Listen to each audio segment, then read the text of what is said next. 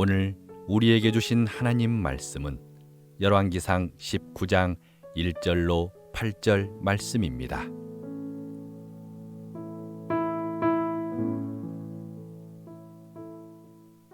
아합이 엘리야가 행한 모든 일과 그가 어떻게 모든 선지자를 칼로 죽였는지를 이세벨에게 말하니 이세벨이 사신을 엘리야에게 보내어 이르되 내가 내일 이맘때에는 반드시 내 생명을 저 사람들 중 한 사람의 생명과 같게 하리라.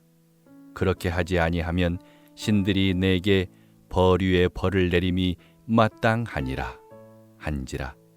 그가 이 형편을 보고 일어나 자기의 생명을 위해 도망하여 유다에 속한 브엘세바에 이르러 자기의 사환을 그곳에 머물게 하고 자기 자신은 광야로 들어가 하룻길쯤 가서 한 로뎀나무 아래에 앉아서 자기가 죽기를 원하여 이르되 여호와여 넉넉하오니 지금 내 생명을 거두시옵소서.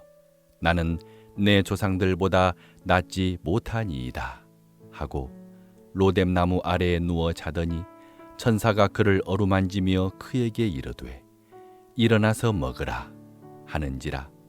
본즉 머리맡에 숯불에 구운 떡과 한 병 물이 있더라. 이에 먹고 마시고 다시 누웠더니 여호와의 천사가 또다시 와서 어루만지며 이르되 일어나 먹으라. 내가 갈 길을 다 가지 못할까 하노라 하는지라. 이에 일어나 먹고 마시고 그 음식물의 힘을 의지하여 40주 40야를 가서 하나님의 산 호렙에 이르니라. 아멘. 인생은 역설적입니다. 실패를 통해서 성공하는 지혜를 배우고 베풀면 더 많은 것을 얻게 됩니다. 만나면 헤어지고 헤어지면 언젠가는 또다시 만나게 됩니다. 절망이 때로는 희망의 시작이 되고 죽고자 하면 살게 됩니다. 하나님은 이런 역설적인 방법을 통해서 우리 인생들을 늘 인도하십니다. 영원한 승리를 얻기까지 우리는 끊임없는 인생의 역설을 경험합니다. 고통을 통해서 환희를 경험하고 쓰러졌을 때 다시 일으켜 세우시는 하나님의 손길을 느낍니다. 오늘 우리는 놀라운 인생의 승리를 맛본 후에 어이없이 무너져 내린 한 인생을 만나려고 합니다.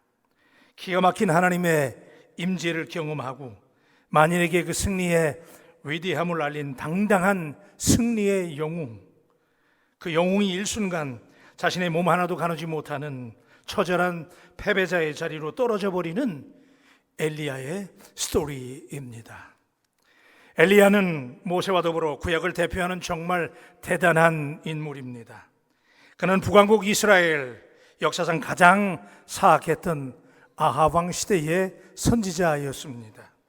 아합 왕은 이방인 여인인 이세벨과 결혼하면서 이세벨이 섬기던 이방의 종교를 그대로 가져왔고 그렇게 믿게 되면서 당연히 백성들도 우상을 섬기게 되고 이스라엘은 역사상 최악의 시대가 되었습니다.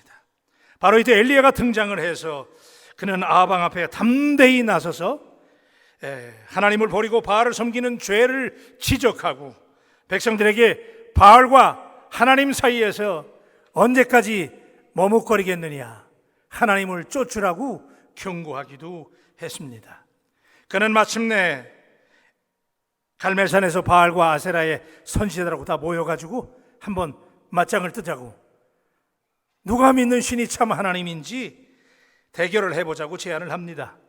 바알의 선지자 450명과 아세라의 예언자 400명, 도합 850명과 대결을 해야 되는데 성경은 자세히 관찰해 보니까 바알의 선지자 450명만 모인 것으로 기록을 하고 있는데 아마도 어쩌면 엘리야를 우습게 여기어서 850명까지 다 맞짱 들 필요가 있느냐, 그래서 바알의 선지자 450명, 그래서 450대 1로 갈멜산의 세 개의 대결이 펼쳐집니다. 여러분, 갈멜산은 성경에서 자주 등장하지 않습니다.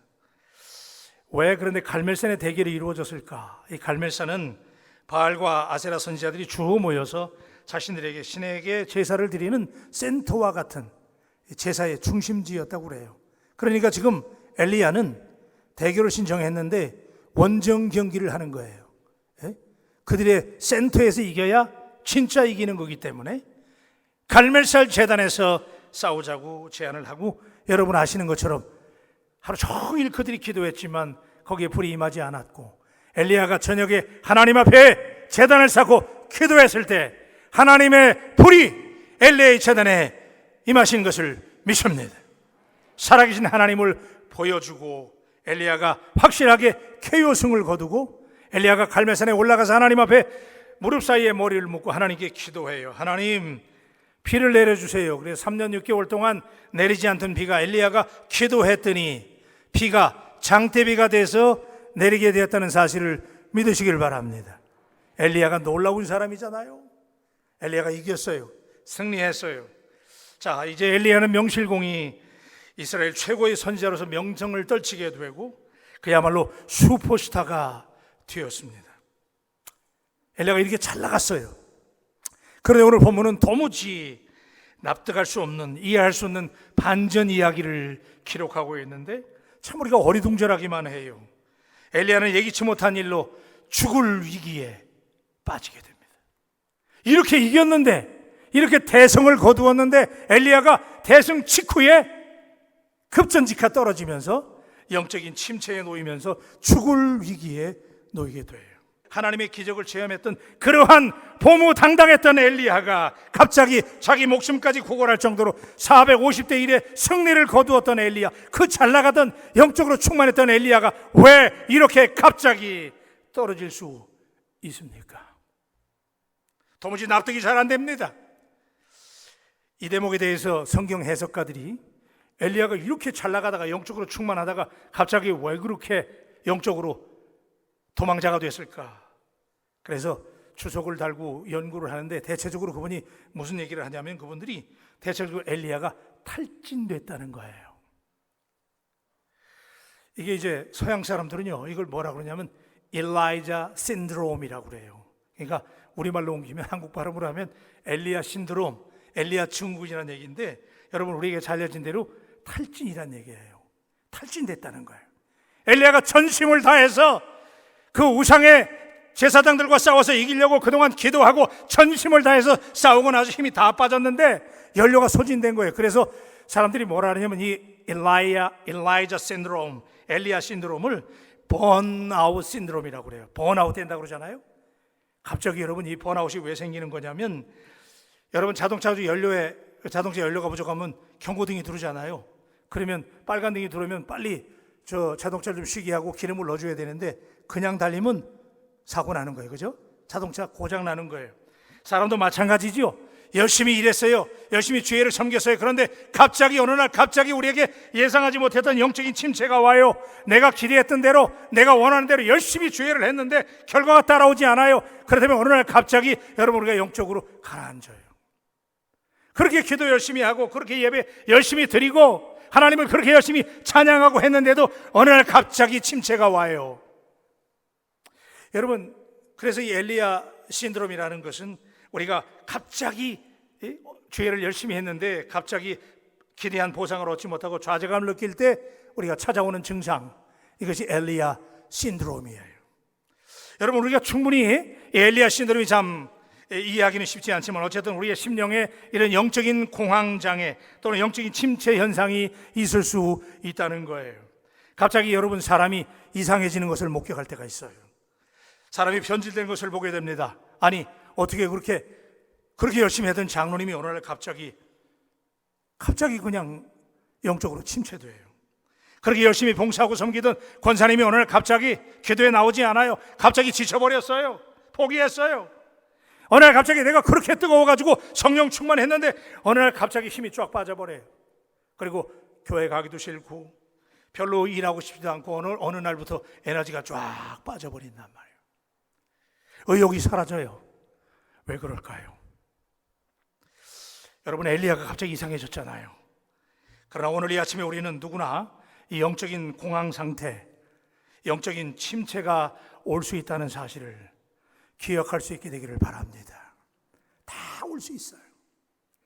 잘 나가던 우리가 기도를 그렇게 열심히 하던 우리가 어느 날 갑자기 지쳐버립니다. 힘이 쫙 빠집니다. 설명할 수 없습니다. 그래서 오늘 우리는 엘리야 정도의 신앙의 거장도 영적인 번아웃을 경험했다면 우리는 어떨까요? 오늘 우리가 이 영적인 위기를 어떻게 엘리야가 극복했는지, 그의 영적인 재충전의 길을 본문에 등장하는 엘리야의 행적을 묵상하면서 묻고 그 길을 찾게 되기를 주님의 이름으로 축원합니다. 자, 엘리야가 큰 승리를 거둔 다음에 탈진의 늪에 빠졌어요. 여러분, 엘리야가 얼마나 큰 승리를 거두었어요. 갈멜산 대성, 장난입니까? 그렇잖아요. 이 놀라운 승리를 거두고 전심전력으로 기도하고 마침내 완전히 이 우상의 제사장들을 다 베어버렸다고, 그들을 녹다운시켰다고, 그래서 이긴 줄 알았는데 이사벨과 잔당들이 엘리야를 죽이겠다는 거예요. 다 이룬 줄 알았는데 이룬 게 아니에요. 엘리야를 협박하는 예상치 못한 상황에 직면하게 됩니다. 대단히 당황스러운 상황. 모든 에너지를 다 써버렸잖아요. 그런데 협박이 들어오고 공갈섭 협박이 달라 들어오니까 대항할 생각도 못하고 이스라엘 최남단 브엘세바까지 도망가요. 여러분, 엘리야가 지금 누구예요? 이 영적인 대성을 거둔 사람이 지금 그 협박 한마디에, 이세벨이 죽인다고 그러니까 그 말 한마디에 그냥 이스라엘 최남쪽 브엘세바까지 도망가요. 오늘 이 아침에 우리가 주목해야만 하는 대목은 놀라운 대성을 거둔 이후에 엘리야에게 급격한 영적인 위기가 찾아왔다는 사실인데, 언제나 인생은 커다란 성공을 거둔 이후에 오히려 위기가 올 수 있다는 사실을 붙잡게 되기를 주님의 이름으로 축원합니다. 우리가 잘 나갑니다. 우리가 막 그래서 영적으로 승리하게 되고 잘 나가고 신나요. 그런데 어느 날 갑자기 그렇게 잘 됐는데 어느 날 갑자기 잘 되고 나서 그 이후에 위기가 찾아오는 게 인생이에요. 자, 불과 바람과 통쾌한 성령의 역사가 있은 이후에 간교한 이세벨의 공갈섭 협박을 들은 다음에 엘리야가 그냥 떨어져 버리는 거예요. 여러분, 그렇기 때문에 여러분 잘 나갈 때 하나님 앞에 더 기도할 수 있게 되기를 주님의 이름으로 축원합니다. 열왕기상 19장 3절에 보니까, 자, 엘리야가 왜 넘어졌는지 여기 잘 나오는데 우리 다 같이 한번 읽어봐요. 시작. 그가 이 형편을 보고 일어나 자기의 생명을 위해 도망하여 유다에 속한 브엘세바에 이르러 자기의 서한을 그곳에 머물게 하고. 여러분, 여기 엘리야가 지금 이렇게 잘 나가다가 갑자기 영적인 침체에 빠졌던 이유가 등장하는데, 그것은 엘리야가 이 형편을 봤다는 거예요. 이세벨이 공갈로 협박하고 그의 잔당들이 남아있는 걸 보면서 그가 지금 다 이긴 줄 알았는데, 완전히 이긴 줄 알았는데, 승리한 줄 알았는데 잔당들이 남아서 자기를 협박하는 거예요. 그러니까 그에게 회의가 온 거예요. 아직도 멀었구나. 그래서 그가 그냥 자포자기해요. 그리고 그 형편을 보고 그랬어요. 여러분, 우리가 영적으로 침체될 때가 언제냐면 여러분의 눈에서 하나님의 시선을 잃어버릴 때, 그때부터 우리는 무너집니다. 여러분, 오늘 이 엘리야를 보면서 여러분들이 하나님 앞에 하나님과 시선을 맞출 수 있는 은혜가 다시 임하게 되기를 주의 이름으로 축원합니다. 여러분, 엘리야가 지금 이 형편을 보고 그랬어요. 지금까지는 믿음을 가지고 잘 나왔잖아요. 그렇죠? 그래서 이 어마무시한 승리를 거두었는데, 이런 엘리야가 한 방에 무너지고 도망자가 될 수 있었던 것은 엘리야가 이 형편을 보고 그랬어요. 오늘 여러분은 무엇을 바라보십니까? 여러분, 우리는 이와 유사한 장면을 물결 위로 걸었던 베드로, 그렇죠? 베드로가 예수님을 바라보고 밤사경에 물 위로 걸어오시는 예수님을 바라볼 때는 베드로가 예수님 바라보고 물결 위를 걸었어요. 믿으시면 아멘. 걸었잖아요. 그런데 가다가 베드로가 뭘 봤어요? 물결 위를 걸었잖아요. 그러니까 물 바라보고 바람 부는 것을 느끼면서 엘리야가 자꾸 엘리야. 자, 베드로가 이 형편을 보고, 여러분, 형편을 보면 잘 들으셔야 됩니다. 여러분이 여러분의 삶의 형편을 보기 시작하면 그때부터 여러분의 눈에서 하나님의 시선은 사라집니다.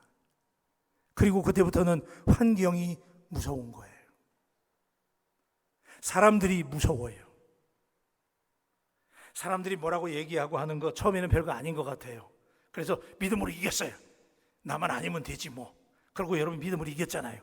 그런데 어느 날부터 자꾸 그런 얘기 듣다 보면 자꾸 귀가 그쪽으로 열려지면서 사람들의 평판을 의식하게 되고 사람들의 소리를 듣게 하면서 자신도 모르는 사이에 점점 평판에 민감해지고 의기소침해지고, 그러다 보면 처음에는 그까짓 거 그랬는데 나중에는 그 소리에 신경 쓰이게 되면서 영적인 침체가 와요. 혼자 왕따가 된 것처럼 느껴지고 지독한 고립감을 느낄 때는 없습니까? 사람들이 두렵기까지 합니다.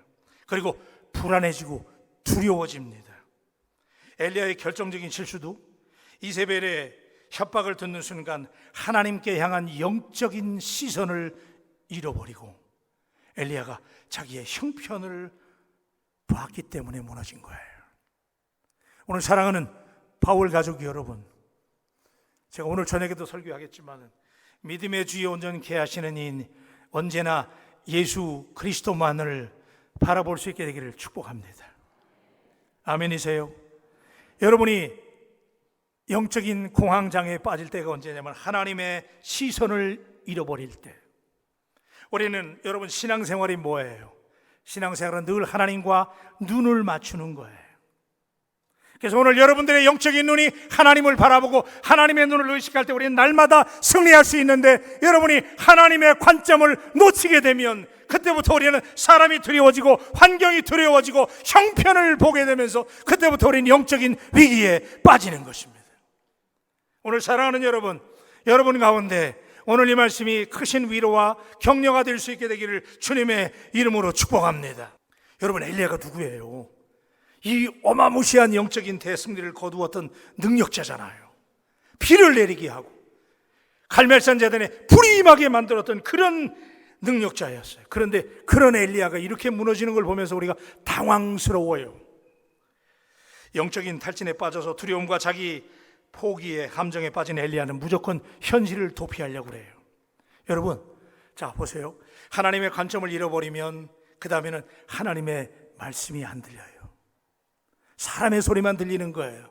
환경만 보이는 거예요. 그러다 보면 어떻게 돼요? 점점 더 두려워지는 거예요. 그래서 도망하게 돼요. 그래서 엘리야는 오늘 말씀해 보니까 이스라엘의 최남단 브엘세바까지 도망갔다는 거예요. 영적인 침체에 빠진 사람들의 특징 중에 하나는 하나님의 관점을 잃어버리고 하나님의 말씀을 잃어버리는 거예요. 사랑하는 바울가족 여러분, 오늘 여러분에게 하나님의 말씀이 새롭게 들려지게 되기를 주님의 이름으로 축복합니다. 근데 하나님이 엘리야를 어떻게 회복시키냐 하면 하나님이 광야에서 하나님과 대면하게 하면서 엘리야를 영적으로 재충전시키셨어요. 여러분, 이 말씀 좀 헷갈리잖아요. 영적으로 재충전하려면 왜 광야에서 그랬을까? 자, 엘리야가 브엘세바까지 이스라엘의 최고 남쪽이잖아요. 얼마나 불안했으면 거기까지 도망갔겠어요. 그런데 거기 도망가서도 거기서 더 불안한 거예요. 여러분, 사람이요, 한번 두려움을 느끼면 계속 불안한 거예요. 계속 불안해. 계속 초조하고. 그러다 보니까 그가 드디어 광야까지 도망을 가요. 여러분, 광야는 불모지잖아요. 그렇죠? 진짜 광야는 죽음의 모래사막입니다. 그러니까 지금 이 상황을 연극으로 꾸며서 우리가 각색을 한다면 지금 엘리야는 인생의 마지막 무대, 막장까지 몰린 거예요. 그렇죠? 영적인 침체에 빠져서 여기까지 몰렸어요. 여러분, 그래서 4절에 엘리야가 이런 모습이 나와요. 다 같이 하십시다. 시작. 자기 자신은 광야로 들어가 지금 내 생명을 거두시옵소서. 나는 내 조상들보다 낫지 못하니이다. 아멘. 여러분, 엘리야가 지금 두려움에 사로잡혀가지고 영적인 침체가 오니까 점점 두려워지면서 그가 도망가서 광야까지 가는데, 광야에 가서 로뎀나무 밑에 가서 그가 하나님께 이렇게 절규하는 거예요. 오늘 어쩌면 이 모습 속에 저와 여러분의 모습도 있을 수 있어요. 하나님, 내가 넉넉합니다 그랬는데 여기 넉넉하다는 말은 진짜 넉넉해서 넉넉하다는 말이 아니고요. 이게 원래의 뜻이 뭐냐면 하나님, 이제 나는 더 이상 못하겠습니다, 그 뜻이에요. 여러분, 그럴 때 있잖아요. 내가 이제 신앙생활 하다가 버티고 버텼는데 하나님 더 이상 나 못 해먹겠어요. 스톱! 하나님 나한테 말 걸지 마세요. 하나님 나 이제 못해요. 나 좀 그냥 놔두세요. 이 뜻이에요. 내가 넉넉하오니 차라리 자기 목숨을 불러가 달라는 거예요. 여러분, 우리가 영적으로 침체에 빠지면 이렇게 괴로울 때 있어요. 다 귀찮은 거야. 그렇죠?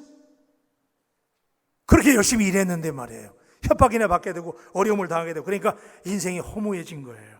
그러니까 일순간에 엘리야가 무너져 버리고 말았어요. 그래서 도망가려고 하고 작정하고 드디어 광야로 들어가잖아요. 그죠? 광야에.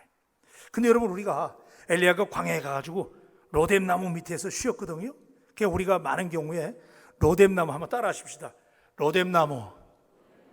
이 로뎀나무가 굉장히 낭만적으로 느껴지잖아요. 근데 사실 여러분, 제가 여러분에게 오늘 하나 알려드리려고 그러는데, 로뎀나무에서 그 로뎀이라는 뜻이 뭐냐면요, 시궁창이라는 뜻이에요. 그러니까 여러분, 우리 교회 카페들도 보니까 로뎀 카페가 있대. 거기는 시궁창 카페라는 얘기예요. 잘 알고 써야 돼. 로뎀나무는 시궁창 나무라는 거예요. 이게 여러분 어디 보니까 뭐 로뎀 펜션도 있더라고요. 이름 잘못 진 거예요. 이 로뎀이라는 거는 시궁창이라는 뜻이 있는 거예요. 근데 여러분, 이게 의미가 있는 게 지금 엘리야가 영적인 침체가 와가지고 도망가서 겨우 쉰다는 데가 어디 가서 쉰 거냐면 시궁창에 간 거야. 그러니까 여기서 시궁창 나무는요, 이 로뎀 나무는 굉장히 앙상한 나무래요. 뼈만 있는 나무야. 그늘도 없어. 그러니까 엘리야가 지금 얼마나 비참한 모습에 몰려 있는지를 우리에게 보여주고 있는 거예요. 그렇죠? 여러분, 우리가 영적인 침체가 올 때 그럴 때 있잖아요. 정말 영적인 침체가 오면 이렇게 참 무기력하고 비참해져요. 그런데 여러분, 여기 반전이 있어요. 제가 오늘 이 말씀을 준비하면서 큰 은혜를 받았는데, 엘리야가 지금 도망쳐서 광야까지 왔잖아요. 한번 더 따라 하십시다. 광야. 그래요. 광야는 살벌한 곳이잖아요. 모래바람만 있는 곳이고 사람이 있어요? 거긴 맹수들밖에 없잖아요. 광야는 죽는 곳이에요. 그래서 엘리야가 살려고 광야까지 도망간 줄 알았는데, 사실은 성경을 자세히 들여다보니까 엘리야가 도망간 게 아니고 여기 또 하나의 반전이 있는데, 사실은 하나님께서 엘리야를 시나리오를 다 만드시고 하나님이 엘리야를 광야로 부르셨다는 사실을 제가 눈치챘어요. 이 대목에서 여러분 아멘 하셔야 돼요. 엘리야가 지금 죽을 것 같아가지고 도망가다가 광야까지 도망갔잖아요. 그런데 엘리야가 도망간 게 아니고 하나님이 엘리야를 만나시기 위해서, 엘리야를 영적으로 재충전하시기 위해서 하나님이 엘리야를 광야로 불러내셨다는 사실을 오늘 여러분이 붙잡으시고 하나님 앞에 크신 격려와 위로를 받게 되시기를 주님의 이름으로 축원합니다. 5절 보시면요, 5절 보십시다. 다 같이 한번 해요. 시작.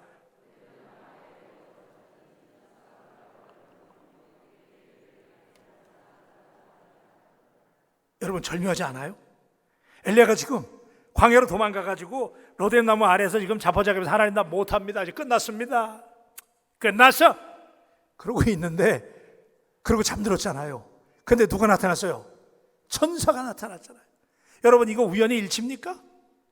하나님께서는 절묘한 타이밍에 엘리야를 재충전하기 위해서 낙심하고 실망하고 회의감에 빠져서 일할 맛을 잃어버린 엘리야를 살리기 위해서 하나님께서, 사실은 엘리야가 도망간 줄 알았더니 하나님이 엘리야를 광야로 불러내신 줄로 믿습니다.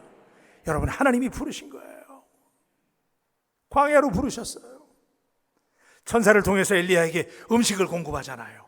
그리고 엘리야가, 하나님께서 엘리야를 만지시는 거예요. 여러분, 영적인 침체가 오면요, 사람 만나기도 싫고 그냥 혼자 있고 싶고 누구 말 들리지도 않고, 그렇죠?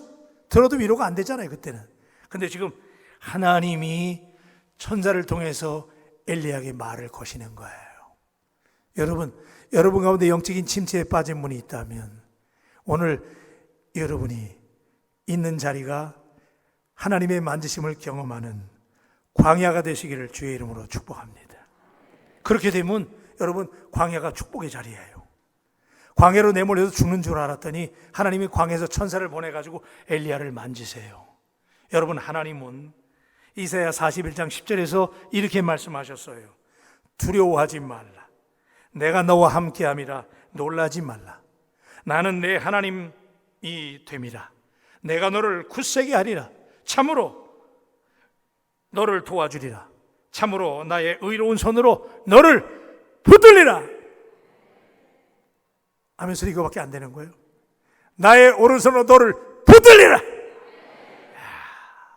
엘리야가 여러분 인생의 막장에 몰려서 끝났다고 생각했더니 하나님께서 엘리야를 인도하시고 거기서 음성을 들려주시는 거예요.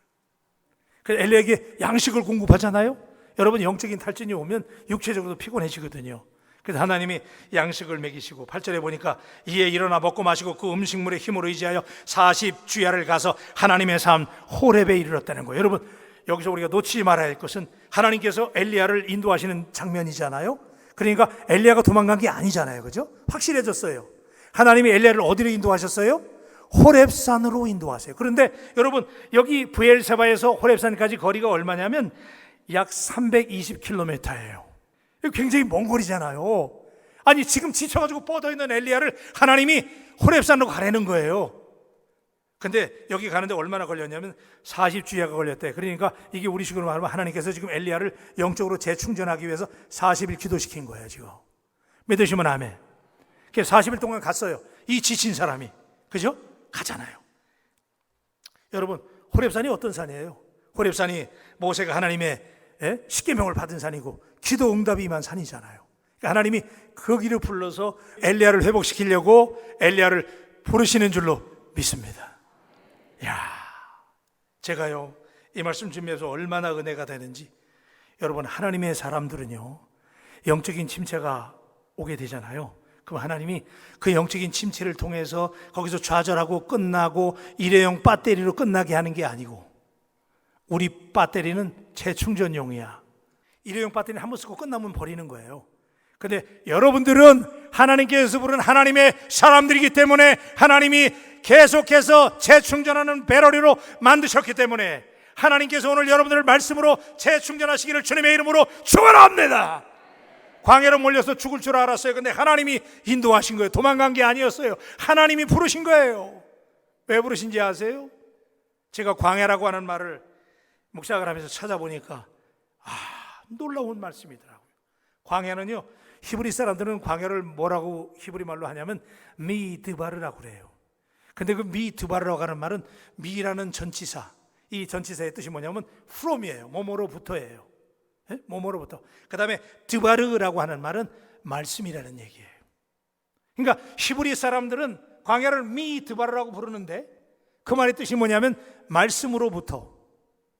눈치가 빠른 분들은 감을 잡으실 텐데 히브리 사람들은 광야를 어떻게 생각하냐면 모래바람이 휘날리는 모래 사막, 죽어야 되는 땅, 고독한 땅이 아니고 히브리 사람들이 생각할 때 광야는 미드바르, 하나님의 말씀이 임하는 땅이 광야인 줄로 믿습니다. 여러분 이거 놀라운 반전 아니에요? 하나님께서 하나님의 사람들을 쓰실 때 하나님이 모세를 부르실 때 광야로 부르셨잖아요. 하나님이 세례요한을 광야로 부르셔서 세례요한이 광야에서 하나님의 말씀을 외쳤잖아요. 예수님이 공생애를 시작할 때 하나님은 예수님조차도 광야로 불러서 40일간 기도하게 하시고 광야에서 예수님을 훈련하셨어요. 광야는 하나님의 음성이 들리는 땅인 줄로 믿습니다. 여러분 우리가 광야로 내몰린 것 같아요. 광야가 괴로운 땅 같아요. 나 혼자 있는 것 같아요. 죽을 것 같아요. 그런데 아니었어요.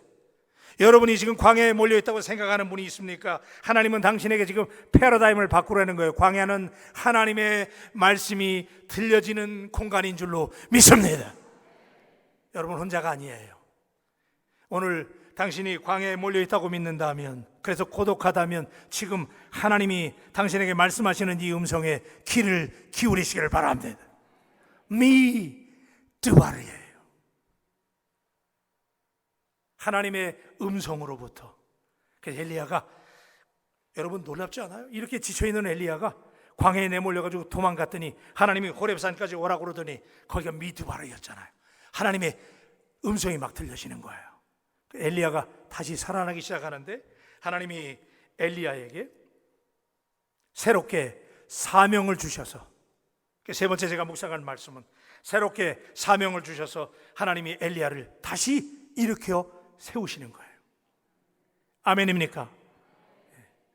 자, 우리 11절에 보니까 엘리야가 이렇게 말해요. 자, 다 같이 한번 하십시다. 시작. 여호와께서 이르시되 너는 나가서 여호와 앞에서 산에 서라 하시더니. 그래서 엘리야가 지금 호렙산까지 갔는데 하나님이 엘리야에게 말씀하시기를 하나님의 산에 서라는 거예요. 무슨 얘기냐면 하나님과 대면하라는 거예요. 네? 지금 동굴민이 돼가지고 여기까지 도망오고 쫓겨온 줄 알았더니 하나님이 눈을 들어서 하나님을 보내는 거예요. 오늘 여러분 가운데 영적으로 침체된 분이 있습니까? 낙심하고 있는 분이 있습니까? 당신이 광야에 몰려있는 것 같은 고독감을 가지고 있는 분이 있습니까? 오늘 하나님께서 당신을 향해서 하나님의 산에 서라고 하는 음성이 들려진다면 하나님과 눈을 맞추게 되시기를 주님의 이름으로 축원합니다. 예, 그때 하나님을 바라볼 찬스예요. 미드바르. 광야는 광야가 아니에요. 하나님의 음성이 들려지는 곳이에요. 그런데 여러분, 이런 소리가 들리잖아요. 여러분, 하나님께 우리가 엎드려 그때 눈을 들어서 하나님을 바라볼 때 하나님이 이렇게 말씀하시잖아요. 시편 121편 1절로 2절에 보니까 다 같이 한번 하십시다. 시작. 나의 도움은 천지를 지으신 여호와에게 서로다. 아멘. 여러분이 힘들어도 여러분이 있는 그 고독한 공간에서 여러분이 몰려있다고 생각하는 그곳이 광야라고 믿는다면 오늘 고개를 들어서 하나님과 대면하시면 하나님께서 당신에게 그 음성을 들려 주실 줄로 믿습니다. 내가 산을 향하여 눈을 들리라. 나의 도움이 어디서 올까? 나의 도움은 천지를 지으신 여호와 하나님에게서 능력이 임하게 되는 줄로 믿습니다. 능력이 오는 거예요. 근데 하나님은요, 능력을 주시는데 어떻게 이렇게 세우냐면 하나님께서 사명을 주시는 거예요. 여러분 한번 따라 하십시다. 사명. 크게 하십시다. 사명. 여러분 사명 많이 들었잖아요. 사람은 사명을 발견할 때 그 사람이 변화되는 거예요. 인생을 살아가는 목적을 잃어버리면 내가 왜 존재하나? 내가 오늘 왜 바울교회에 왔나? 내가 오늘 여기 왜 머물고 있는지 이유를 모르는 사람은 자꾸 영적인 침체에 빠져요. 그래서 일도 다 그만두는 거야. 다 놔버리는 거예요. 그런데 하나님은 찾아오셔서 우리를 회복하실 때 다시 사명을 일깨워 주시고 존재하는 이유를 깨닫게 하시는데, 하나님께서 오늘 본문에서 조금 더 나가면 우리 16절과 17절 말씀을 보면 하나님이 이렇게 말씀하세요. 너는 또 님시의 아들 예후에게 기름을 부어 이스라엘의 왕이 되게 하고 또 아벨 무홀라 사밧의 아들 엘리사에게 기름을 부어 너를 대신하여 선지자가 되게 하라. 하사엘의 칼을 피하는 자를 예후가 죽일 것이요 예후의 칼을 피하는 자를 엘리사가 죽이리라 그랬어요. 여러분, 이 말씀이 무슨 말씀이냐면 지금 하나님은 엘리야가 광야의 막장에 몰려가지고 호렙산까지 지금 쫓겨 도망왔는데 하나님은 엘리야를 다시 이렇게 세우기 위해서 음성을 들려주셨잖아요. 근데 그 음성이 무슨 음성이냐면 하나님의 사명을 깨닫게 해주시는 거예요. 여러분, 오늘 이 자리를 떠나기 전에 여러분들을 향한 하나님의 사명을 묵상하고 다시 붙잡게 되기를 주님의 이름으로 축원합니다. 다 우리 사명이 있어요. 여러분 한 분 한 분이 다 사명이 있는 거예요. 그런데 엘리야가 어떤 사명이 있었냐면 여기 보니까 하사엘을 아람의 왕으로 세우고 예후를 이스라엘의 왕으로 삼으라고 하는 새로운 사명, 그리고 엘리야에게 엘리사를 후계자로 세우라는 거예요. 지금 지쳐가지고 말이야 넉다운 돼가지고 여기까지 도망온 줄 알았더니 하나님이 엘리야에게 음성을 들려주면서 하나님께서 그의 사명을 깨닫게 하시는 거예요. 오늘 사랑하는 여러분, 주의 일하다가 여러분 가운데 지친 분이 있어요? 혹시 지금 번아웃 돼가지고 그냥 다 귀찮은 분이 있어요? 오늘 하나님께서 당신에게 다시 사명을 붙잡으라고 말씀하시는 이 음성을 결코 놓치지 않게 되기를 우리 주님의 이름으로 축복합니다. 그거 놓고 쉬면 좋을 것 같지요? 안 그래요. 점점 나락으로 떨어지는 거예요. 그래서 하나님이 지금 엘리야를 회복하기 위해서 다시 사명을 붙잡으라는 거예요. 여러분, 사명을 새롭게 인식하고 사명을 깨닫게 되면 하나님께서 나를 왜 바울교회로 부르시고 하나님이 왜 나를 이 자리에 앉게 하시고 하나님이 나를 왜 이 땅으로 보내셨는지 여러분들이 그 사명의 위중함을 깨닫게 된다면 여러분은 변하게 될 줄로 믿습니다. 그래서 하나님이 그러면서 엘리야에게 또 이 말씀을 주셨어요. 18절인데 다 같이 한번 우리 18절 하십시다. 시작. 그러나 내가 이스라엘 가운데에 7,000명을 남기리니 다 바알에게 무릎을 꿇지 아니하고 다 바알에게 입맞추지 아니한 자니라. 아멘. 혼자가 아니라는 거예요. 여러분, 엘리야가 혼자가 아니라는 거예요. 그리고 하나님이 지금도 너와 함께 할 수 있는 7,000명이 있다는 거예요. 오늘 사랑하는 바울 가족 여러분, 영적인 침체가 당신에게 혹시 있습니까? 하나님 당신에게 이렇게 말씀하세요. 혼자가 아니라는 거예요. 여러분을 위해서 기도하는 바울 식구들이 있고 당신을 위해서 중보기도 하는 사랑하는 동역자가 있다는 사실을 믿으시고 하나님 앞에 영적으로 깨어나고 사명을 붙잡고 믿음으로 승리할 수 있는 우리 모두가 되기를 주님의 이름으로 축원합니다.